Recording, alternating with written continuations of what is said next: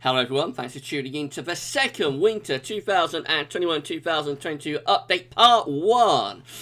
So here we go again, it's time to bring you another winter update in 2 parts. We're going to do part 1 for you right now, and that'll be looking at things like sea surface temperature anomalies, solar activity, Arctic surface extent, all of that kind of stuff we're going to do in a moment. And then tomorrow we will have part 2 of this second Winter 2021-2022 update, and that is going to be looking at analogues. That will be the analog side of the second winter update. So I shall get on with part 1 for you in a moment. Just to say that it's going to be a long video. Of course, it's a long range update. It's going to be a long video, at least half an hour. It could be a little bit longer than that. So if you can't watch it all and go in, don't worry, it will be kept within the winter updates playlist on the GavsWeatherVids YouTube homepage, so you can watch a video on demand whenever you want. Just come back to YouTube and you'll be able to pick up exactly where you leave off. I will put a couple of breaks in as we go along as well, where you can perhaps leave off the video and then come back to it a little bit later on and whatnot. So yeah, get yourself a cup of chair, get yourself a cup of tea, some nibbles maybe, and I shall talk you through it in a second. Just to say that first video is our 7 AM forecast, and also we're going to be live streaming from 6 PM this evening. We'll have our latest Sunday evening live stream, because we're not doing 10 to 14-day video updates at the moment on a Sunday, or GavsWeatherVids Roundup. We will show you the 10 to 14-day data within our live stream, as well as long-range data as well. So it's going to be an epic live stream. That'll be coming up from 6 o'clock. Thank you so much to Rich. Thank you so much to Richard Trott for the amazing GavsWeatherVids Winter Updates gift. I love the gift. Thank you so much, Rich. It's so lovely, so wintry, and really sets the scene like a Christmas card scene. Thank you so much, Rich, for the gift. Also, thank you so much to Shryan as well for the help on both parts of the winter update. I will tell you, when we get to it, where Shryan has helped. So thank you so much to Shryan Bruin and to Richard Trott for the help on this update. We're like an ensemble band, and thank you so much to Richard. Thank you so much to Shryan. Please like, share, subscribe on videos. Thank you so much, everybody, for doing that. This time next week, I shall give you the date when we're going to be releasing our winter forecast. So just 1 week to go, and then I shall give you the date when we will be releasing the GavsWeatherVids Winter 2021-2022 forecast. Which, of course, all of these updates are building up to that. Every single update is important unto itself, but it also is adding, further ingredients into the cake that will eventually be the winter forecast itself at the beginning of December. Next week you'll find out when we're releasing that. Right, I think I've talked for long enough. Please like, share, subscribe. Thank you so much, everybody, for doing that. We're very close to 12,000 subscribers, so if you aren't yet subbed to our channel, please can you consider giving us a sub. And with that said, I think we're going to start the second Winter 2021-2022 update, part 1. Right, so we're going to pick up exactly where we left off last week. We finished part 1 of the first winter update looking at Arctic surface extent, so I thought that, would be a nice bookend to pick things up at. So here we go, and this Arctic surface extent is looking from, let's get website right, National Snow and Ice Data Center. So this is how it's looking in terms of Arctic surface extent. Reaching its minimum now. We are very, very close to the minimum. It'll happen in a day or two's time. At the moment, we are still declining, and we're down there with blue line. Blue line is 2021 Arctic surface extent. Now, last week we established that we are doing pretty well with our more recent years, and also the most recent average. Let's start filling in the year, shall we? So we will begin putting in the 79 to 90 average. Obviously, we're well below that, the 1979 to 1990 average. We're well under that. We'll also put in the 81 to 2020, 91 2000 average, I should say, and we're well under that as well. We'll put in the 2001 to 2010 average, if we can. There it is. So we're not that far away from that, actually. We are under it, but we're not that far away from a 2001 to 2010 average. And if we put in the most recent average, which is 2011 to 2020, look at this, we're actually above 2011 to 2020 average. So compared to our most recent 10-year average, we are not doing too badly at all, really, for Arctic surface extent. Let's start putting in more recent years. So we've got 2020 just there, and so we're above last year for Arctic size extent. If we add in 2019, that's the orange line there, we're above that one too. Let's add in 2018, so we're very close to 2018 for our Arctic size extent this year. That's 2017. We're a little bit above that, but it does look as though we're going to reach parity with 2017 very shortly. That's 2016, which we are above. We're doing better than 2016. That's 2015, so we're a little bit above 2015 as well.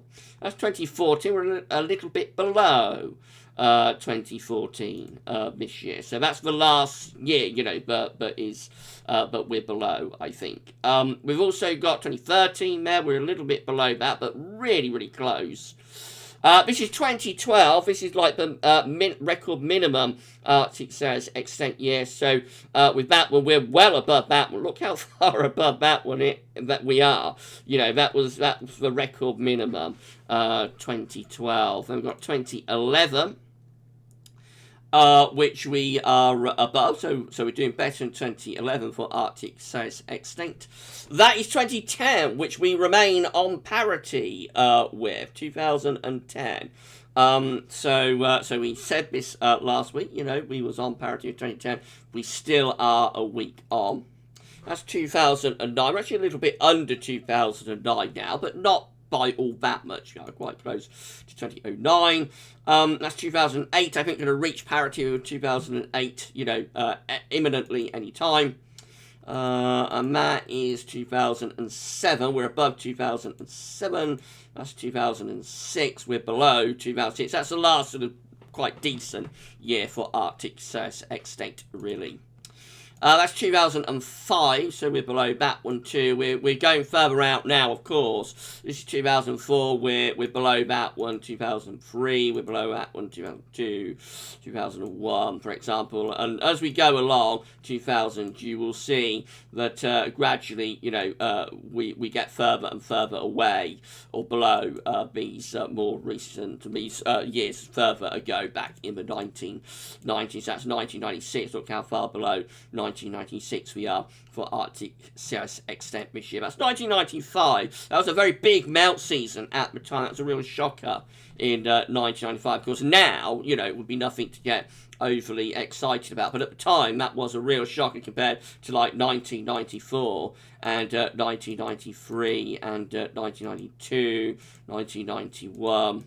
1990 was a bad year as well for Arctic size extent.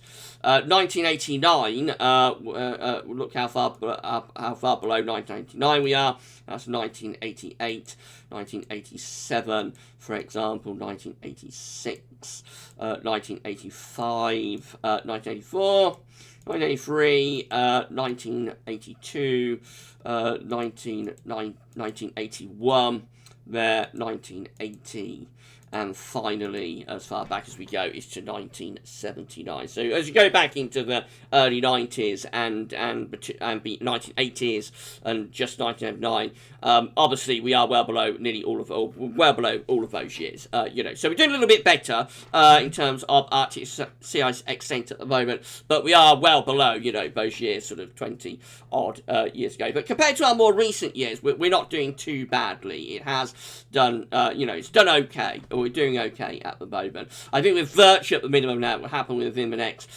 few days, I would have thought.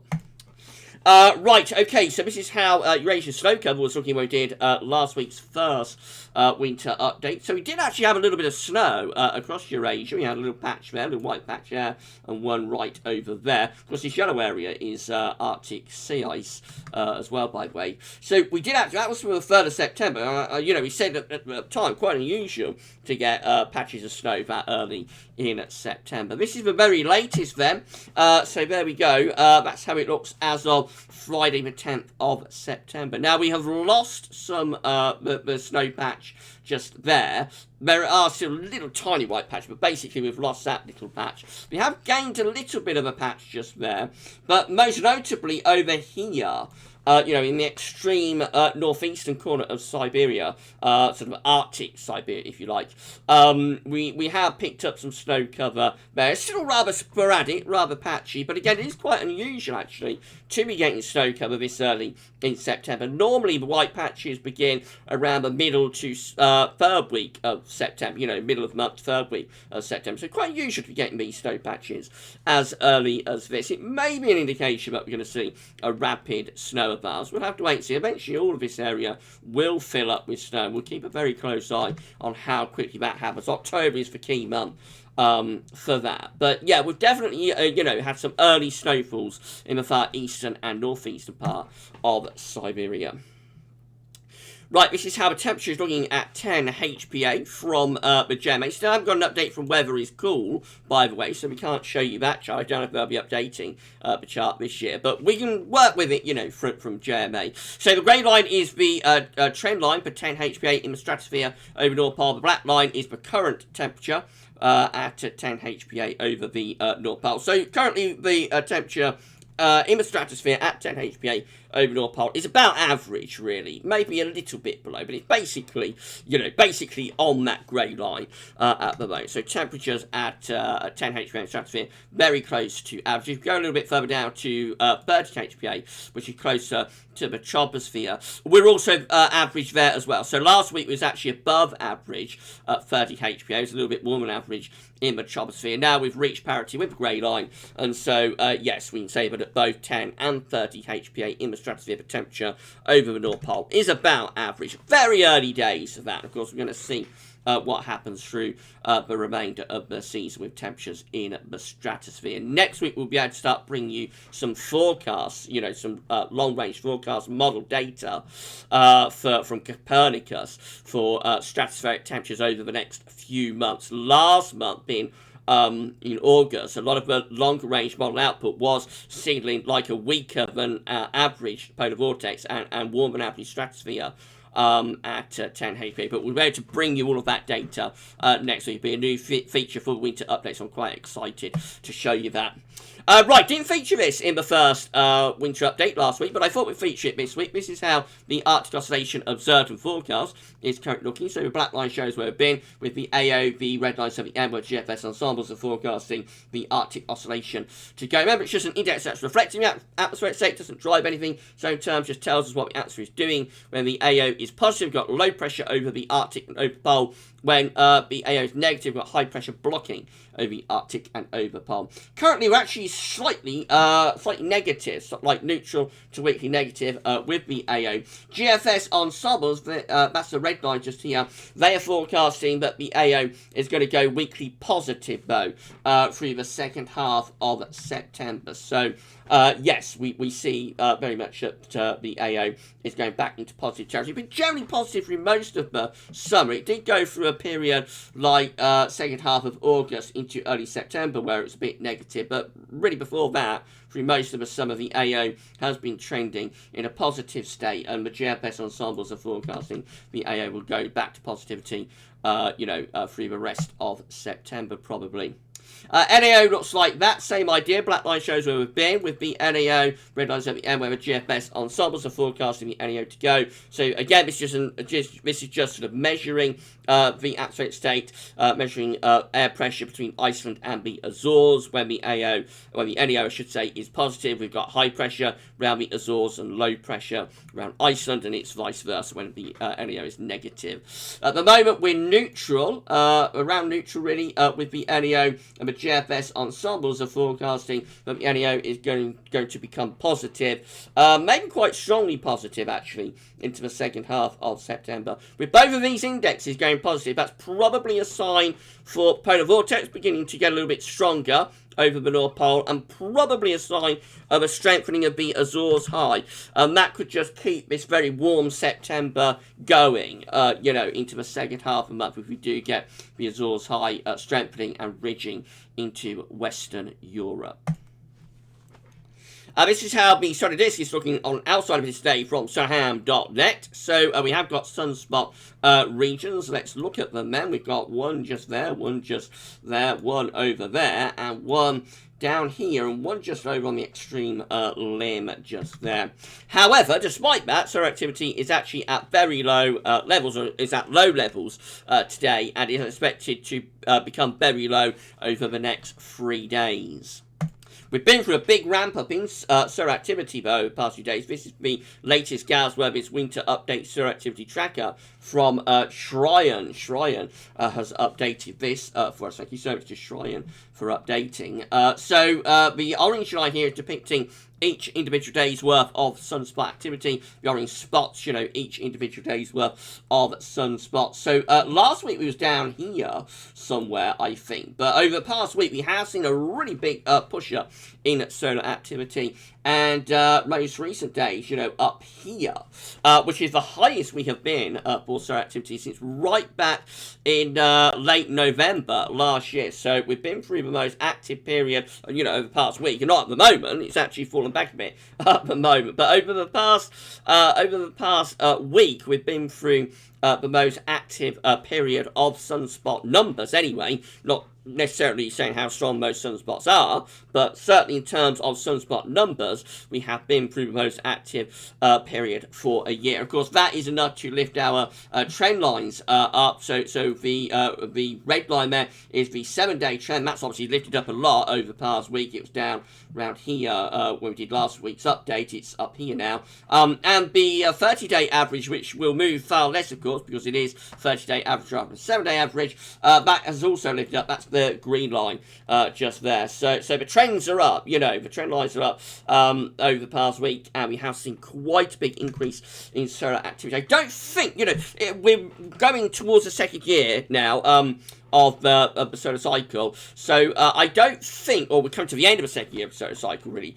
So when we get into next year, that'll be like the third year of the solar cycle. 2022 will be the third year of the solar cycle, 25. I don't think this is going to have any impacts on this winter directly. There is a time lag, you know, even if solar activity is ramping up now, start to moving towards the beginning of the maximum phase, even if that's happening, there is going to be a time lag on that happening and the effects on the wider atmosphere and the troposphere and the jet stream and so on. So I wouldn't anticipate that would have a great deal of effect on this winter. I think this winter will be impacted more by the very weak activity that we've had over the past year or two as we've come out of solar minimum. But it definitely looks like solar cycle 25 is beginning to move after a very slow, sluggish beginning.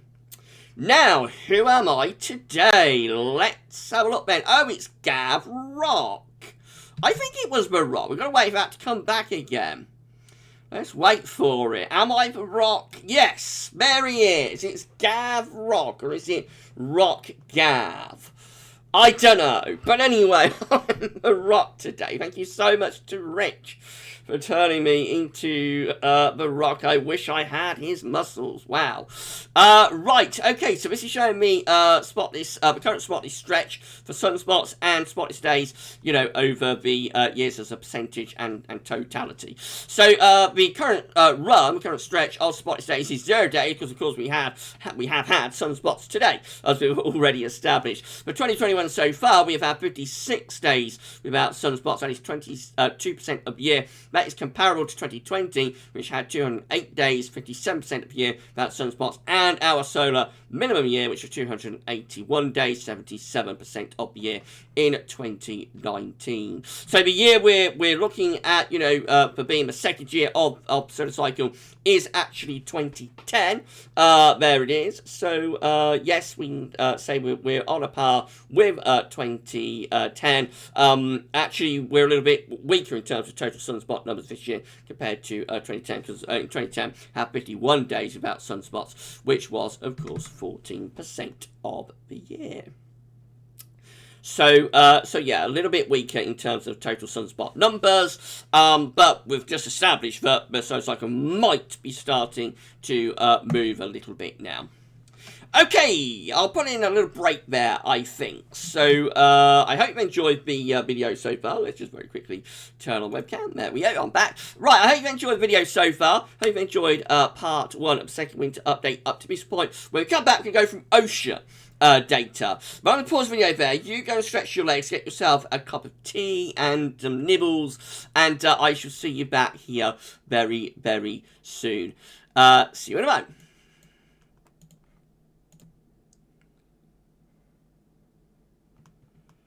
Okay, we're back and we're ready to resume part 1 of the second winter 2021-2022 update. If you enjoyed the video so far, please do smash your like button. Make sure you subscribe to our channel. Thank you so much, everybody, for doing that. And drop a comment after the video and let us know what you think about this and all of our videos. Thank you so much for doing that. Right, let's move on then. Let's crack on. I hope you enjoyed your little break. Hope you stretched your legs and had some nibbles. Right, let's have a look at the oceans then, shall we? So this is how the oceans were looking when we did last week's first winter update. So we've got our 4 areas of interest. We've got the Indian Ocean just here. We've got the ENSO region over there. We've got the northern and northeastern Pacific just there. And then, of course, got the North Atlantic over there. That's how the oceans look when we did last week's winter update. Let's have a look at the very latest then. There it is. So let's deal with the ENSO region first of all. I think we've seen a further strengthening of the La Nina signal through the ENSO region. Of course, ENSO region is equatorial Pacific Ocean from Peru to Indonesia. And I think we have seen through all regions, actually, a slight strengthening of the La Nina signal, the colder than average sea surface temperature anomaly signal of La Nina through the ENSO region. Let's go back to last week. That's how things were looking last week. This is this week. I think there's a little bit of a strengthening there. It's not all that much, but I think there's a little bit of a strengthening there, especially here, actually, in the more eastern part of the equatorial Pacific Ocean. Notice it is getting ever colder off the coast of Chile as well. That can often be a signal for La Nina. South of the equatorial Pacific Ocean through here, it's also looking colder. So just generally starting to look more and more La Nina-esque, I think, through the tropical and subtropical equatorial Pacific. In the Indian Ocean, no real difference, so it remains a little bit cooler there, it remains a little bit warmer there. We established last week that that is like a signal for a neutral to negative IOD, so that carries on, no changes in the Indian Ocean. And then in the Northern Pacific, let's have a look at last week. So that's how things looked in the Northern and Northeastern Pacific last week. This is how it looks this week. Again, not much change, but possibly a bit of a cool down going on through here, I think. It might be starting to cool down a little bit. If we do start moving to La Nina, you would expect, like the Northern, Northeastern Pacific, this area just here, to start responding in a similar way to how this area is cooling. You'd expect this area to start cooling as well. So that's going to be one to watch. And then over in the North Atlantic, again, let's go back to last week. That situation, look over here now. Of course, that situation last week. This is the situation this week. No real change. Very, very warm Northern Atlantic at the moment. Look how warm those sea surface temperature anomalies are all the way from Newfoundland and Canada right way over to UK and Ireland. Really significantly warm on average. Most parts of the tropical Atlantic, Caribbean, Gulf of Mexico, all the hurricane areas, they're warmer than average too. We have got one area that's cold on average, quite dramatically so. That little area just, well, it's actually a very big area, but on the map it looks quite small. And that is in response to Hurricane Larry, of course. Remember we had Hurricane Larry over the past few days, and so Larry churned up the sea surface temperature anomalies enough to actually bring some cool anomalies up, and also the rain falling onto the ocean, of course, that Larry would have produced. Would have produced that as well. But other than that area, generally it's a warm Atlantic, warm Northern Pacific, with La Nina developing in the ENSO region and a neutral to negative IOD. That's how the oceans are looking this week. Next week we will probably go through NOAA's archive and see if we can match up this year in terms of Atlantic sea surface temperature anomalies to past years. I think we may well do that next week for the third winter update. So that will be be something interesting potentially for next week. This is the 7-day change in terms of temperatures, the 7-day trend in terms of sea surface temperatures. So let's deal with the IOD first of all. So not much change actually going on there. Most areas actually warmed a little bit over the past week, over past 7 days. You can clearly see that things have got colder there in the eastern part of the equatorial Pacific Ocean. So again, I think we are progressing towards La Nina. Up here, we can see that the northeastern Pacific in particular has cooled over the past 7 days, though it's still warmer than average, but it is cooling down a little bit through that area. And then over in the Atlantic, most areas have warmed, actually. Most areas, either in the green, yellow, or orange shadings, indicating that temperatures over the past 7 days have warmed. The one exception, of course, is that area there, where Larry has caused, an area of cooling. But that's limited, and I suspect that will go quite quickly, given that the wider Atlantic Ocean around that area is actually pretty warm. You remember last week we did see that it was cooling around the eastern coast of America. That's actually faded out a little bit over the past week.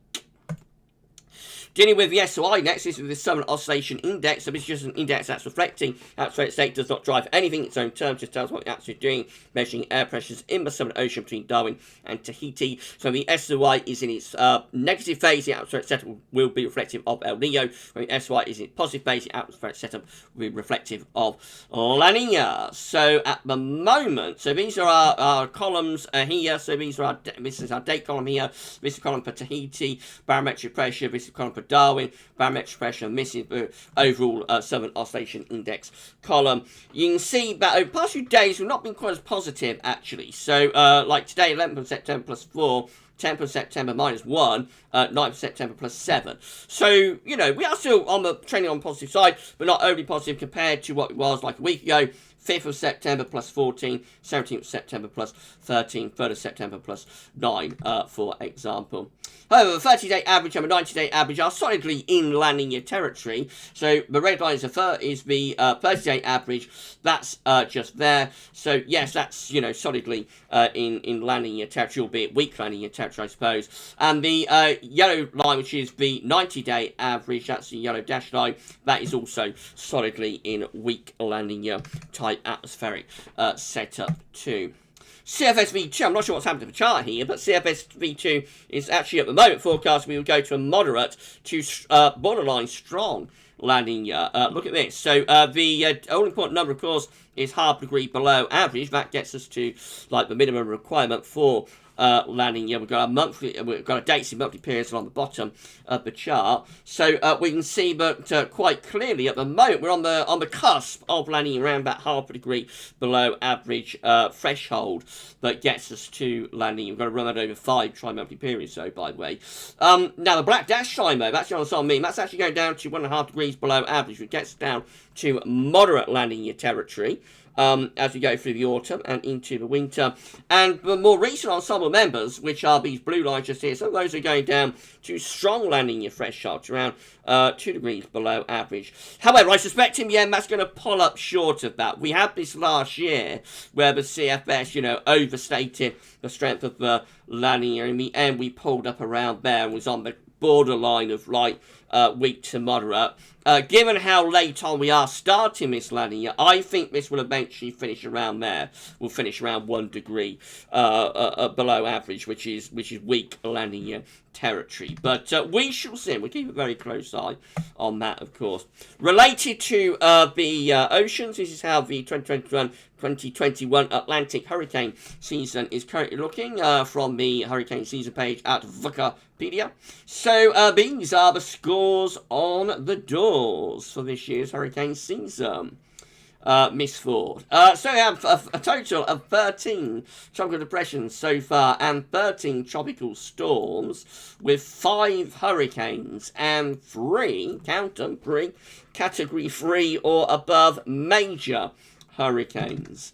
So it's been a busy old season so far. We've still got plenty to go. Let's have a look at the ACE, shall we? Ryan is keeping this updated for us. So this is showing every year's ACE back to 18 51. Now, ACE is just a way of measuring, it's just a way of measuring how much energy these, it's accumulated cyclone energy. It's a way of measuring how much energy all of these storms and hurricanes are giving. So we categorize that as below normal, near normal, above average, or hyperactive. Let's scroll down through the years, and there we are. So this is the current year of 2021. So ACE so far for this year is standing at 76.80. That is after 13 storms, tropical storms, 5 hurricanes and 3 major hurricanes. That is near normal. You know, if we to finish there, it might be near normal for the season, but of course we're not going to finish there because it is only the 11th of September, so it's still got a long way to go, which tells us that if we're near normal already, we are very likely to either go above average or hyperactive with this hurricane season. This is how we compare to our running average up to the 11th of September. So at this point, you'd expect ACE to be around 49.80, so we're well above that, 76.80, of course. You'd expect to have 7 tropical storms, we've had 13. You'd expect to have 3 hurricanes, we've had 5. You'd expect to have 1 major, we've had 3. So you get the idea, because it's either going to be an above normal season or will again be hyperactive as last season was. Up to this point, by the way, new feature Shrine's put in this week, up to this point in the second winter update, ACE was standing at 52.00. So we're stronger for ACE this year than we was at the same point last year. And that was after 12 tropical storms. So we had more tropical storms and 5 hurricanes and 3 major hurricanes. So we'd actually have more storms and hurricanes and whatnot by this point last year, but they haven't been giving us much energy. They haven't been giving out as much energy. So at the moment, this looks like it may not be quite as big a year for storms, but could be for hurricanes and major hurricanes. But for ACE, anyway, it looks like this year is going to be, is going to be significant and will either be hyperactive or above normal. Right, okay, we'll have one more pause, and then when we come back, we're going to discuss what's going on with this September CT. Loads of people, asked me about this warm September that we're having. What could it mean for winter? I'll have a section on that when we come back, something a bit different for this winter update, but I wanted to include, which means this update will be extended. I would normally stop it there, we'd run to half an hour with this, we'd finish at 30 minutes, but this is going to probably run to around 40 minutes. It will be extended, but I wanted to get this in because so many people are asking about what's going on for this warm September, what it could mean for winter, so I want to do a section on that. You stretch your legs, and I'll see you in a moment for the final part of this second winter update, part 1. See you soon. Okay, we're back and we're ready to resume this final part of the second winter update, part 1. If you enjoyed the video so far, please smash the like button, make sure you subscribe to our channel. Thank you so much everybody for doing that, and drop a comment, let us know what you think. I won't say anything else other than thank you so much to Shrine for the data that we looked at before we pause the video for the hurricane season and for ACE. Thank you so much, Shrine. Shrine has also helped with this part as well, so let's have a look at that then. We can look at the CT. Right, so this September, so many people are asking me about this at the moment. So the September CT, of course, has been very, very, very warm. Had a warm September for the first 10 days, 18.2, nearly 4 degrees above 61 to 1990 average, provisional to the 10th of September. This is going to be a very warm September, even if we have a cooler second half, and we probably will, compared to the first half, because it can't get any hotter, really, than what we've had. It will still be an above average September. The question is, how far above average will it be, and what impacts will that have? This is how the temperature anomaly looks from the 11th to the 19th of September, based on the GFS midday run today on the 11th of September. And it looks like it'll be warm and average solidly for the next week. And even beyond that, like the week of the 19th, 27th of September, temperatures are forecast to be very warm through much of England and Wales. Now, this is a CET page at the UK Met showing all CET months going back to 1659. It's the longest and oldest, most reliable temperature series anywhere on Earth. So if we come down to the current year, 2021, there it is. So September CET will be placed just there. Now, it looks like this September is either going to be a 15 or a 16 Celsius CT September.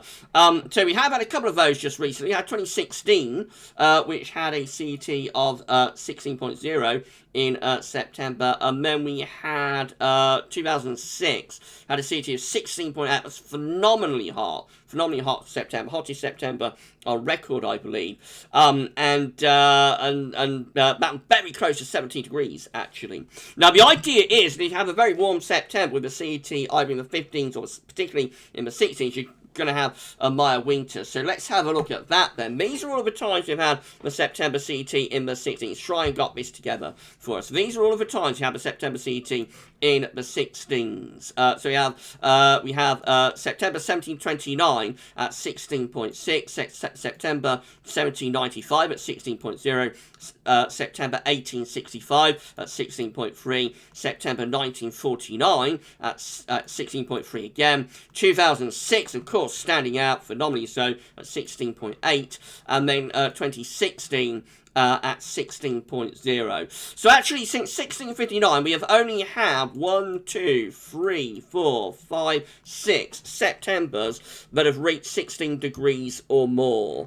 So it's a very small sample size. That's the first thing to say about this. But these are the winter CTs following those Septembers. See, they're all mild. This one, 4.6, is a mild winter. Would be particularly so back in that era. This exceptionally mild winter, 1795, 1796 at 6.2. That is an exceptionally mild winter. We've got 1865, 1866 at 5.3. We've got 1949, 1950 at 5.1. Both, solidly mild winters. 2006-7 at 6.4. That's the warmest of them all. And that, exceptionally mild winter again. And then 2016, 2017, 5.4, solidly mild once again. So it's mild all the way, but there's never been a cold winter following a September CT in the 16s. But, again, bear in mind, we have only got 6 samples to go from. So it's a relatively small sample size. But, whether it's 1700s, 1800s, 1900s, or 2000s, we have never had a cold winter following a September CT in the 16s. So I think that does, kind of bring it home a little bit. Now, this is showing the September, again, Shrine got this again. Thank you so much, Shrine, getting this again. This is showing the September CTs and all of the cold winters that we've had back to 1854. What's striking about this is that we have no year higher than 15 degrees for a cold winter. So these are the September CT columns just here. That's 1854, 1855. Our first cold winter, going back to the 1850s. And this is like the final really cold winter, 2010-11. Notice that most of these Septembers are in the 13s or 14s. So 14 degrees is a bit above average. We see that depicted by the colour here, the yellow colours that we have here.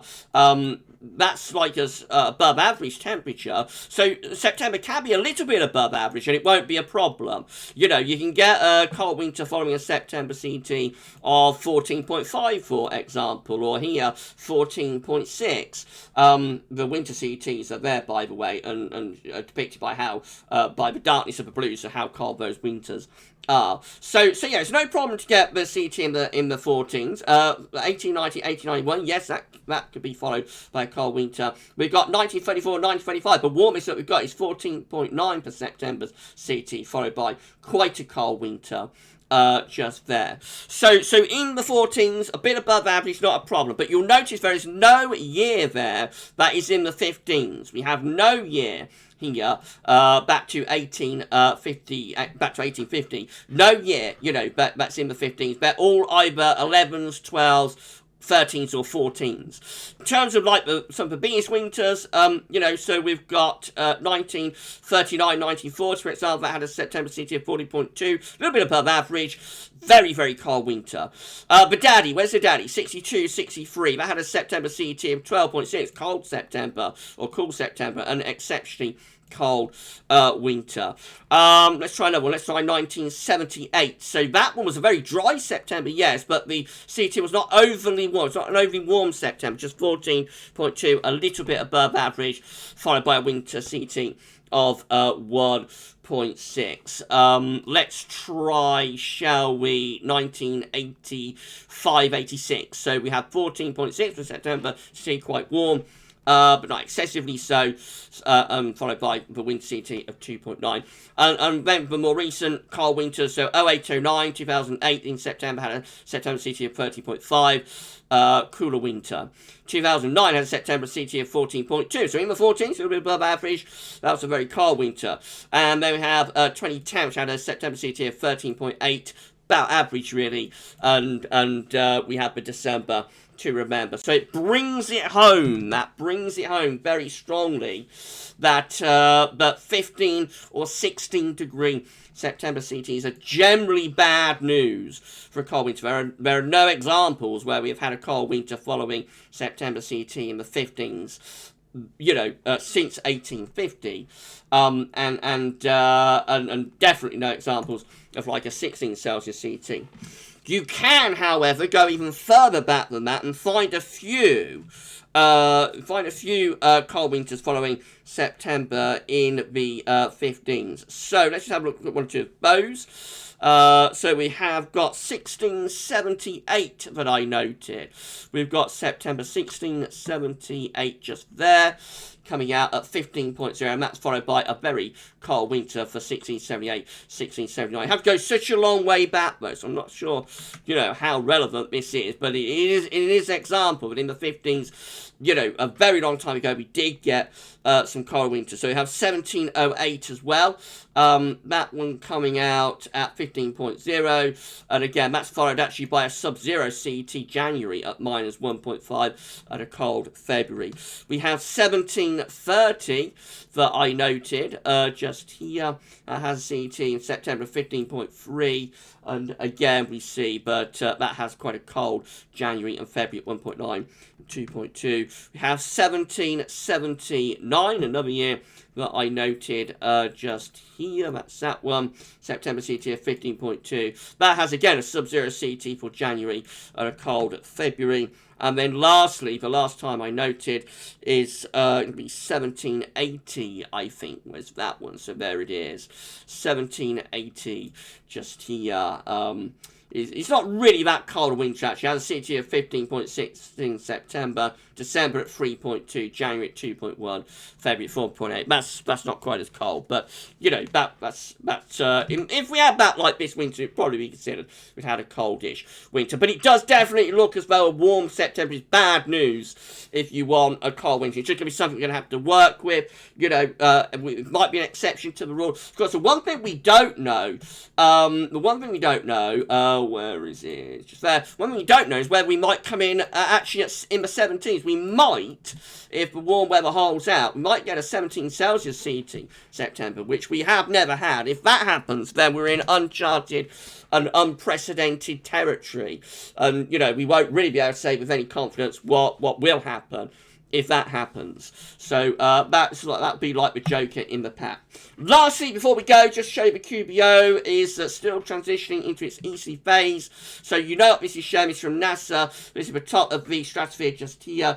This blue area just here is the easterly QBO descending from the stratosphere into the troposphere. If we close up, you can see there has been no, significant changes over the past week other than the signal for the ECQBO. The ECQBO basically has strengthened further from the stratosphere down to the troposphere, and this is going to be a strong easterly QBO winter, but of course that does not necessarily guarantee that it will be a cold winter.